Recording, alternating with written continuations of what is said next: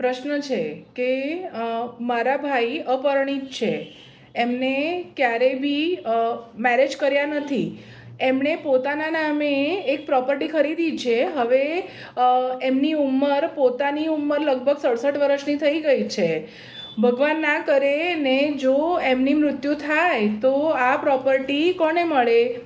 તો આ એક હિન્દુ સક્સેશન એક્ટ 1956 પ્રમાણે જો જોવા જઈએ, જો એણે વિલ કરેલી ના હોય, બરાબર છે, તો એ હિન્દુ સક્સેશન એક્ટ પ્રમાણે એના પ્રાવધાન આપેલા છે.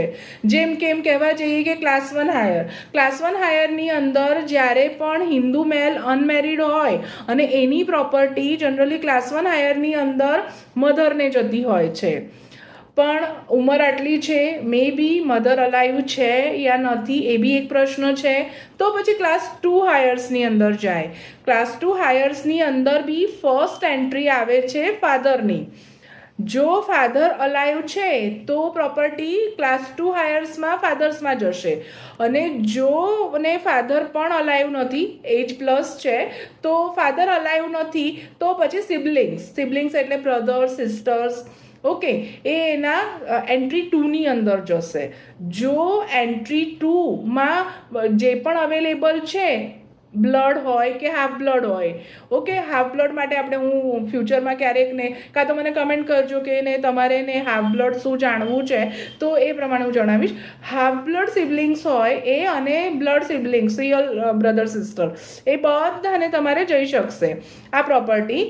એન્ડ ક્લાસ 2 હાયર્સની અંદર એન્ટ્રી 2ની વાત થઈ રહી છે.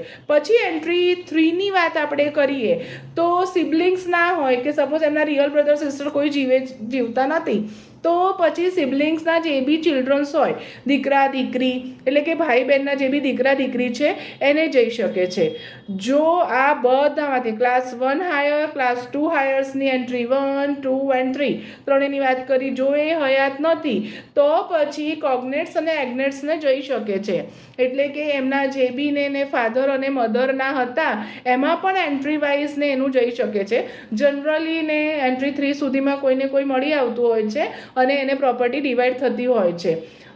બેટર વે છે કે આવી વ્યક્તિએ પોતાના પ્રોપર્ટી એમને જે સાચવતું હોય યા એમની જેને પણ આપવાની ઈચ્છા હોય, વિલ કરી લેવી જોઈએ.